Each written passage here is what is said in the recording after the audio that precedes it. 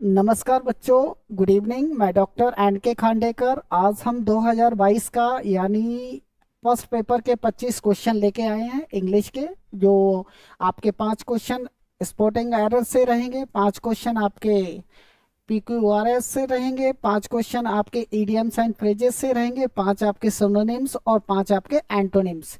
तो हम सबसे पहले टाइम ना वेस्ट करते हुए हम क्वेश्चन को सॉल्व करेंगे। देखें, सबसे पहले आपके यानी क्वेश्चन स्पॉटिंग एरर होते हैं, और स्पॉटिंग एरर में हम कहीं ना कहीं गलतियां, थोड़ी सी माइनर गलतियां होती हैं, और उन गलतियों को हम कैसे निकालते हैं। तो पहला फर्स्ट हमारा क्वेश्चन देखेंगे। पहला क्वेश्चन है, कंपनी ऑफ द 5000 सोल्जर्स, यानी 5000 सैनिकों की टुकड़ी, ठीक है, हैविंग मार्च टायरलेसली फॉर, यानी 5 दिनों के अंदर लगातार अपने मार्च के बाद अपने कैंटोनमेंट यानी क्षेत्र में पहुंची। तो यहाँ पर आपके सामने इसमें एरर आपको निकालनी है। तो सबसे पहले यानी देखो, कंपनी, ठीक है, कंपनी क्या है, एक क्या है आपका सिंगुलर नाउन है। कंपनी के बाद ऑफ आया है, तो जितना भी आपके साथ में, यानी मैंने आपको एक कॉन्सेप्ट बताया था, ईच ऑफ है, इधर ऑफ है, नाइदर ऑफ है, नन ऑफ है, वन ऑफ है। यानी ये नाउन, अगर आपका नाउन सिंगुलर है या प्लूरल है, उसके बाद ऑफ आए, तो हमारे आने वाली हेल्पिंग वर्ब या वर्ब आपकी क्या होती है, सिंगुलर होती है। तो यहाँ देखें, इस सेंटेंस में हमें गलती पकड़नी है। कंपनी ऑफ द 5000 यानी सोल्जर्स, ये पार्ट बिल्कुल सही है। बी पार्ट में having March tirelessly for over 5 days, यानी बी पार्ट भी सही है, लेकिन यहाँ पर सी पार्ट में यानी ए पार्ट सही है, बी सही है, लेकिन सी गलत है, सी पार्ट और डी भी आपका नो एरर। यानी क्या होना चाहिए, has just moved into into its, यानी कैंटोमेंट, कैंटोमेंट होना चाहिए, यानी ये इसका राइट है। तो हमारा सी पार्ट क्या है, गलत है। तो सी पार्ट में मैंने आपको बताया था कि each of, either of, neither of, none of, one of के बाद, यानी इनके बाद ऑफ आता है, या उसके बाद आने वाली नाउन या प्रोनाउंस आपकी हमेशा प्लूरल होगी, लेकिन हेल्पिंग वर्ब और पजेसिव प्रोनाउन आपका सिंगुलर होता है। तो ये आपके पहले क्वेश्चन में देखा जाए तो हमारा सी पार्ट गलत है। अगला क्वेश्चन, हमारा सेकंड क्वेश्चन देखेंगे। Every person who believes in principles, यानी प्रत्येक व्यक्ति अपने जो सिद्धांतों पर विश्वास करता है, must stand up to fight for their convention, वो अपने विश्वास के लिए लड़ना भी सीखता है, सारी चीजें हैं। तो यहाँ पर अगर देखा जाए, every person who believes in principle, ये बिल्कुल पार्ट सही है। Must stand up to fight, ये भी बिल्कुल सही है। फॉर देयर कन्वेंशंस, यानी ये सेंटेंस में किसी भी प्रकार की गलती नहीं है। तो आपका ए पार्ट भी सही है, बी सही है, सी सही है, और डी आपका नो एरर। तो इस सेंटेंस के अंदर हमारी कोई भी गलती नहीं है। नेक्स्ट क्वेश्चन हमारा देखेंगे। अगला क्वेश्चन है द ओलंपिक गेम्स। बेटा यहां से ही समझ लो आप, द ओलंपिक गेम्स, ये आपका क्या है, प्लूरल सब्जेक्ट है। क्या है, द ओलंपिक, पिक, और ये आपका है गेम्स, ये आपका बेटा प्लूरल सब्जेक्ट है। यानी क्या है, आपका प्लूरल सब्जेक्ट है। और आपको मैंने बताया था कि वर्ब में जब भी आपका एस या ई एस या आई ई एस लगता है, तो वर्ब आपकी सिंगुलर होती है।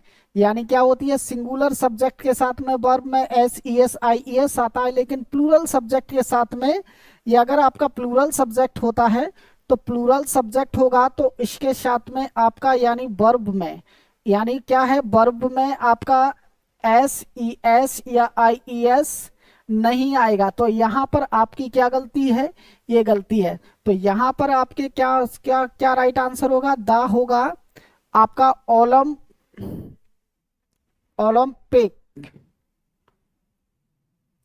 ओलंपिक गेम्स,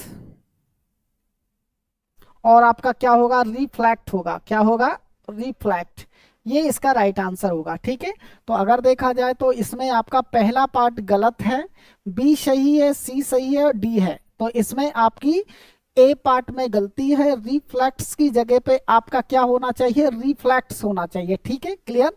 ये आपका सेकंड क्वेश्चन यानी थर्ड क्वेश्चन। अगला क्वेश्चन अगर देखा जाए तो the principle of the school, यानी देखा stress the need for discipline amongst the student. इसमें भी आपको गलती पकड़नी है, क्या एरर है। तो सबसे पहले इसमें देखेंगे, यानी स्कूल के प्रिंसिपल ने यानी विद्यार्थियों को अनुशासन के लिए क्या किया, प्रेरित किया, या आपके सामने। तो यहाँ पर देखेंगे तो the principle of school A part सही है, stress the need for discipline ये भी सही है, लेकिन यहाँ पर अमंगस्ट प्रपोजिशन जो है वो गलत यूज हुआ है। क्या है आपके सामने, अमंगस्ट जो प्रपोजिशन है वो गलत यूज हुआ है। इसकी जगह पे आपका जो प्रपोजिशन होगा वो अमंग यूज किया जाएगा। तो इसमें देखा जाए तो आपका क्या है, सी पार्ट आपका गलत है, ए पार्ट आपका सही है, बी सही है, और आपके सामने सी पार्ट आपका गलत है, डी आपका नो एरर है। तो इस तरीके से हमें स्पोर्टिंग एरर निकालनी है। ये आपका है फोर्थ क्वेश्चन। पांचवा क्वेश्चन देखेंगे, failure is the stepping stone to success, यानी असफलता सफलता की सीढ़ी, यानी असफलता सफलता की सीढ़ी होती है। ठीक है, however successive failure are not successive stepping stone to success, लेकिन असफलताएं बार बार होना सफलता की सीढ़ी नहीं हो सकती है। तो ये सेंटेंस आपका है नो एरर। ए पार्ट भी सही है, बी भी सही है, सी भी सही है, तो डी भी सही है। तो इस सेंटेंस के अंदर किसी भी प्रकार की गलती नहीं है। ठीक है, ये आपका पांचवा क्वेश्चन। अगला देखेंगे, आपके सामने ईडियम्स है। ईडियम्स का मतलब होता है काउंटिंग योर चिकन्स। काउंटिंग और चिकन्स का मतलब होता है किसी भी काम को पहले से ही सफल मान लेना, यानी किसी भी, जैसे हम अपने अंदर इतने कॉन्फिडेंट रहें कि कोई काम करने से पहले ही हम उसको सक्सेस मान लें, तो क्या होगा, chicken your, counting your chickens. तो यहाँ देखेंगे ग्रीडली अकुमुलेटिंग वेल्थ ये गलत है, being careful about spending money ये भी गलत है, getting scared because of danger ये भी गलत है, लेकिन कॉन्फिडेंट ऑफ सक्सेस ये इसका राइट आंसर है। तो काउंटिंग योर चिकन्स यानी ईडियम्स का मतलब होता है किसी भी काम को करने से पहले उसकी सफलता को मान लेना, सक्सेस मान लेना। तो ठीक है, आपके सामने 6 है। अगला देखें, अगला है आपका the icing on the cake. The icing on the cake का मतलब होता है सोने पे सुहागा, यानी जब आपको कुछ बेनिफिट मिल रहा है और अगर आपको उससे ज्यादा अधिक बेनिफिट मिल जाए तो एक कहावत होती है सोने पे सुहागा, यानी कहावत आपने सुनेगी उसकी तो चांदी ही चांदी हो गई। तो मतलब क्या होता है कि जब आपको जरूरत जितना आपका है उससे ज्यादा आपको बेनिफिट मिले। तो यहाँ पर देखेंगे baked food that is delicated and delicious with a topping ये नहीं है, extra benefit over and above and already goods deal ये बी इसका राइट है, getting what you ask for C गलत है, more than what is needed ये भी गलत है। ठीक है, तो आपकी 7। अगला क्वेश्चन देखें, अगला है stage in time. Stage in time का मतलब होता है कि ऐसा काम जो आपने समय पर पूरा कर लिया है और बुरे समय में वो काम आपको उस समय को आपको क्या करेगा, आपको सफलता दिलाएगा। तो आपके सामने क्या होगा,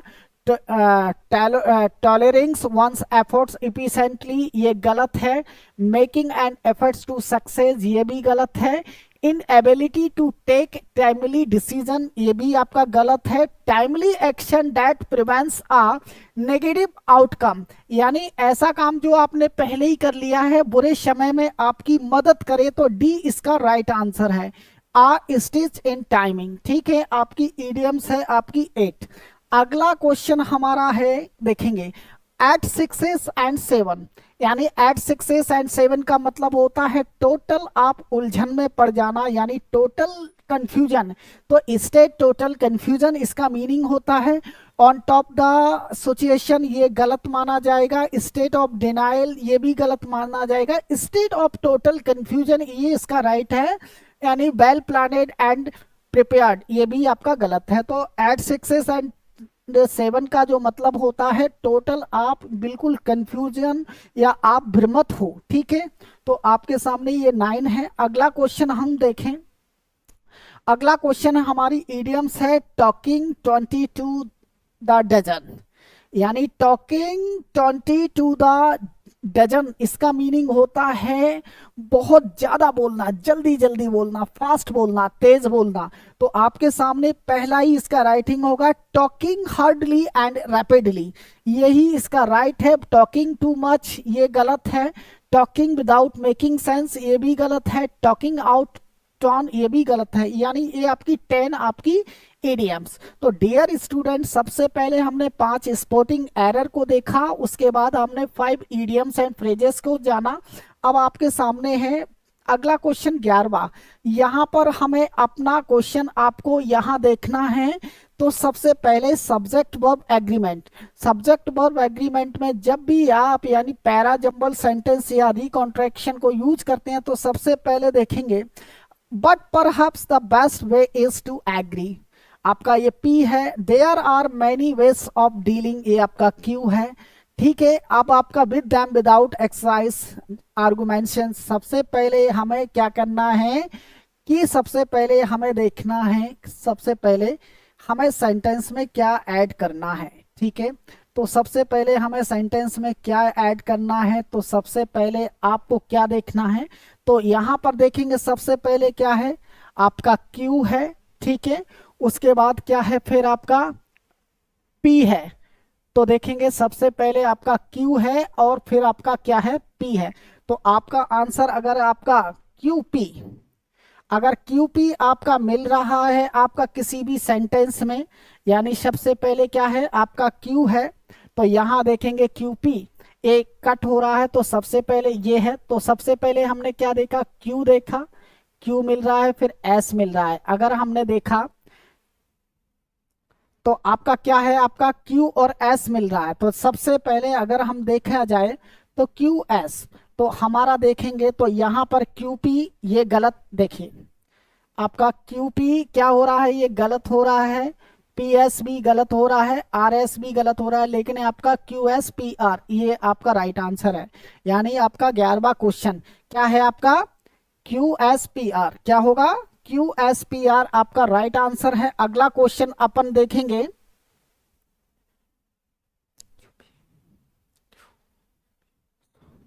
अगला क्वेश्चन है देखिए, in the years following and India achieve remarkable economics development. ठीक है, अब आपके सामने है, यानी अब आपके सामने है, अब यहां देखेंगे आप सबसे पहले आपको क्वेश्चन पकड़ना है कि किस तरीके से आप उसकी रीअरेंजमेंट कर पाते हैं। तो यहाँ पर आपके सामने सबसे पहले अगर आप देखेंगे तो अरेंजमेंट करने के लिए सबसे पहले आपको क्या करना पड़ेगा, यानी सबसे पहले आपको इंडिया अचीव रिमार्केबल डेवलपमेंट आपका क्या है क्यू है। तो यहाँ पर आपको क्या करना है, सबसे पहले आपको क्या देखना है, या लाइब्रेज इन द आपका आर है, फिर आपका पी है, क्यू है, आर है, एस है। इसका आपको सीक्वेंस आपको बनाना है। तो सबसे पहले आपके सामने जो सीक्वेंस होगा वो किसका होगा, पहले आपका होगा इंडिया, यानी आपका क्या है क्यू है, उसके बाद आपका फिर सीक्वेंस होगा पी का। यहां पर देखेंगे तो क्यूपी आपका बन रहा है, तो क्यूपी बन रहा है, तो सबसे पहले देखेंगे आपका पी क्यू गलत हो रहा है, पी आर गलत हो रहा है, एस पी गलत हो रहा है, तो क्यू पी एस आर, यानी आपका डी आपका राइट आंसर है। क्या है आपका डी।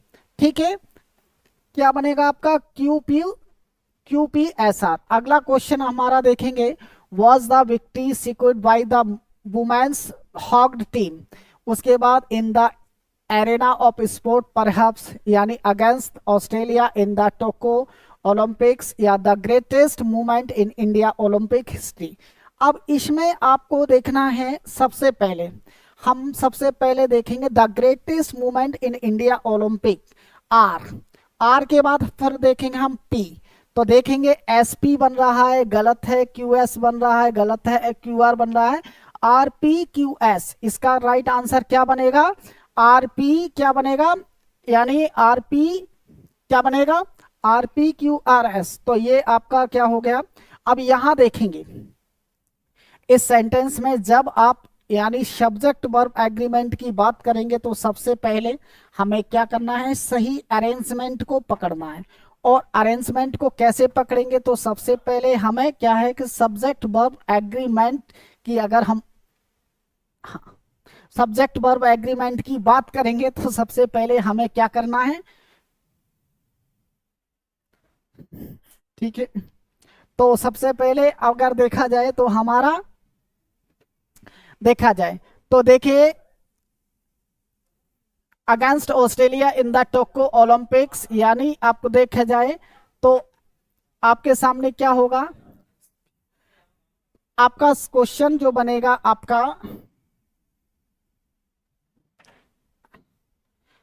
एस, आपका एस है और पी है। तो आपके सामने आरपी गलत है, क्यूएस गलत है, तो आपका है एस पी क्यू आर। क्या है आपका आपका क्वेश्चन, एस पी आपका क्यू आर। ठीक है, अगला क्वेश्चन अगर देखा जाए हमारा 14 क्वेश्चन है, in terms of GDP and GNP, तो for giving these the success of nation which are two measures determination, और आपका है इकोनॉमिक्स प्रोग्रेस इज डिटरमाइनेट। अब यहाँ पर आपके सामने जो बनेगा, तो सबसे पहले हमें देखना है S, economics progress is S है, एस के बाद हमें देखना है फिर पी। तो अगर हमारा यहाँ पर आपका सबसे पहले एस है फिर आपका पी है, तो देखेंगे तो आपका S Q R P, S Q बन रहा है गलत है, आर पी बन रहा है गलत है, और क्यू आर बन रहा है गलत है, लेकिन सी आपका है एस पी आर क्यू, यानी एस पी आर क्यू ये आपका राइट आंसर है। ठीक है, तो S P R Q subject, यानी आप पैराजंबल सेंटेंस या रीअरेंजमेंट के लिए सबसे पहले आपका लिए इंपॉर्टेंट बात होती है, आपको सब्जेक्ट वर्ब एग्रीमेंट का नॉलेज होना चाहिए। ठीक है, अगला हम देखें, अगला क्वेश्चन है ऑफ इट्स रेन, आपका है सॉक्ड, आपका है verdure and on the other, यानी of its rain soaked verdure, P है, and on the other there are, आपका क्यू है, on the one hand there is the immensions beauty, the आपका R है, और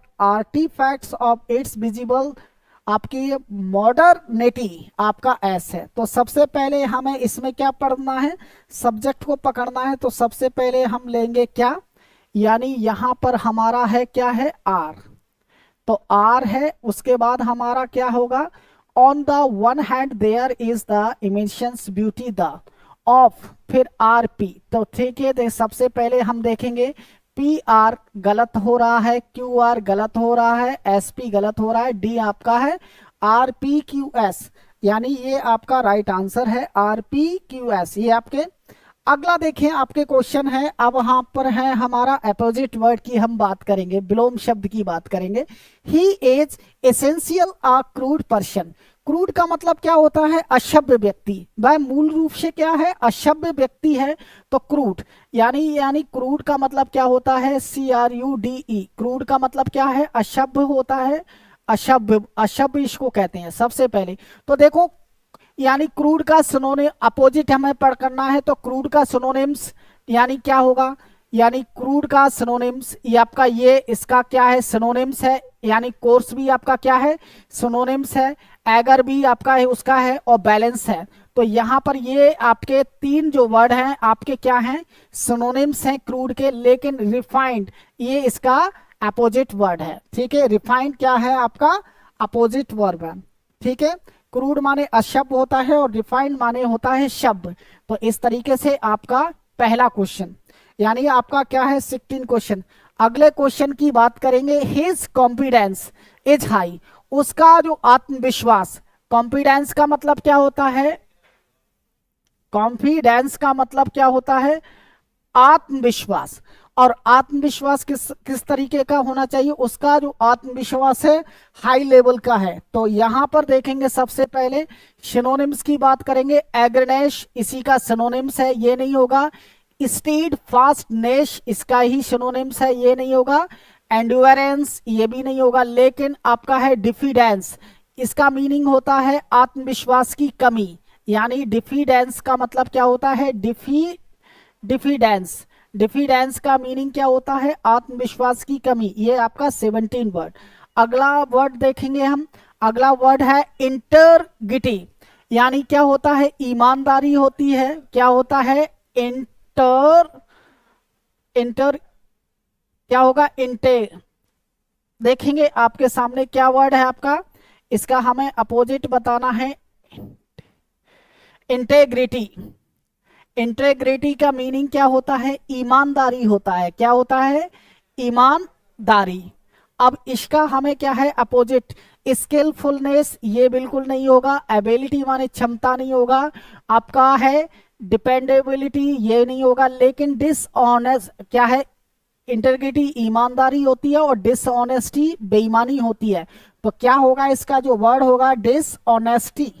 क्या होगा? डिसऑनेस्टी। इसका ये अपोजिट वर्ड होगा। ये आपका 18। अगला क्वेश्चन हमारा है, अगला है सी इज अ बेनीवोलेंट बेनीवोलेंट इंडिविजुअल। बेनीवोलेंट का मतलब होता है लाभ, यानी क्या होगा? बेनीवोलेंट। बेनीवोलेंट का मीनिंग क्या होता है? लाभ होता है। क्या होता है? लाभ होता है। तो क्लेवर माने क्या होता है? ये इसका नहीं होगा। मिडिल नहीं होगा। लेकिन आपका एम्बीवैलेंट नहीं होगा। लेकिन मेलेवोलेंट, ये सी इसका अपोजिट वर्ड है। लाभ ना लेना, तो इसका अपोजिट वर्ड क्या होगा? मेलेवोलेंट। क्या होगा? मेलेवोलेंट। इसका ये क्या होगा? यानी 19 क्वेश्चन, यानी बेलीवोलेंट का जो वर्ड होगा आपका अपोजिट क्या होगा? मेलेवोलेंट। ठीक है। अगला 20 क्वेश्चन हम देखेंगे। सर्टोरियल्स मैनर इज जज, यानी उसका जो पहनावा जो है वो बिल्कुल बेकार है। तो सर्टोलियर यानी क्या होगा? देखो यहाँ पर इसका अपोजिट है। तो कॉम्प्रोमिसिंग ये नहीं होगा, कॉमन नहीं होगा, क्रूड नहीं होगा, लेकिन अनस्टाइल यानी यानी पहनावा। तो इसका अपोजिट वर्ड क्या होगा? अनस्टाइल्स, यानी उसका जो पहनावा है वो कैसा है? बेकार तरीके से। तो ये आपके 20 क्वेश्चन। अगला क्वेश्चन देखें हम। After a good meal it is important to pay a compliment to the chefs, यानी अगर देखा जाए तो यहाँ पर अगर हम बात करें कॉम्प्लीमेंट, तो यहाँ पर हमें क्या है? नियरेस्ट वर्ड की बात करेंगे। किसी की तारीफ करना, यानी टिप होगा, एडमोनिश होगा, रिवाइल होगा। लेकिन यहाँ पर इसका जो मीनिंग होगा ये गलत होगा, ये भी गलत होगा। इसका सिमिलर वर्ड होगा कॉम्प्लीमेंट, यानी इसका होगा प्रेज, यानी तारीफ करना। अगला क्वेश्चन देखेंगे। His work is laudable. Laudable का मतलब क्या होता है? यानी इसका सिमिलर वर्ड, यानी कहना जाएगा तो लाफेबल नहीं होगा, बोल्ड नहीं होगा, लाउड नहीं होगा, लेकिन प्रेस वर्थी। इसका जो है प्रेस वर्थी का मतलब होता है तारीफ या उसका वो करना। ठीक है। तो ये आपका है 22 क्वेश्चन। अगला क्वेश्चन है राज इज एन अ कॉम्पेटेंट कारपेंटर। ठीक है। तो क्या होगा? यानी क्या होगा? कॉम्पेटेंट कारपेंटर है। तो यहाँ पर देखेंगे राज एक, तो यानी कैपेबल होगा, एक्सेप्शनल होगा, इनएडेप्ट होगा या क्लोमसी होगा। तो यहाँ पर अगर हम देखा जाए तो ये नहीं होगा, इनएडेप्ट नहीं होगा, क्लोमेसी नहीं, कैपेबल होगा, यानी ये आपका 23। अगला क्वेश्चन अगर देखेंगे। He is diligent in the submitting assignment, यानी उसका जो असाइनमेंट था बहुत ही मेहनती वाला था। तो अगर हम देखेंगे डिली डेलिंग या आपका है प्रोक्रेस्टेन प्रोकास्टिनेटिंग होगा, इंटेलिजेंट होगा या कौन सी, यानी डेली डेलिंग नहीं होगा, प्रोक्रेस्टिनेटिंग नहीं होगा, लेकिन इंटेलिजेंट नहीं होगा, लेकिन कॉन्सिक्वेंसेस इसका राइट आंसर होगा, नियरेस्ट वर्ड। अगला क्वेश्चन देखें हमारा है। ही appears to be reticent. Reticence का मतलब होता है यानी किसी भी चीज को, यानी रेस्टिटेंस करना। एक्सपेंसिव माने महंगा, जॉली माने खुशी, साइलेंट माने शांत, लेकिन विदड्रॉन ये इसका राइट आंसर है। तो ये आपके यानी 2022 के 25 क्वेश्चन एनडीए के कंप्लीट हुए। और उसके बाद आज अपना ये सेशन खत्म होता है। उसके बाद 25 क्वेश्चन हम अगले सेशन में चलेंगे। थैंक यू वेरी मच आज के लिए। ठीक है। ये हमारा the adverse, thank you very much. ठीक है।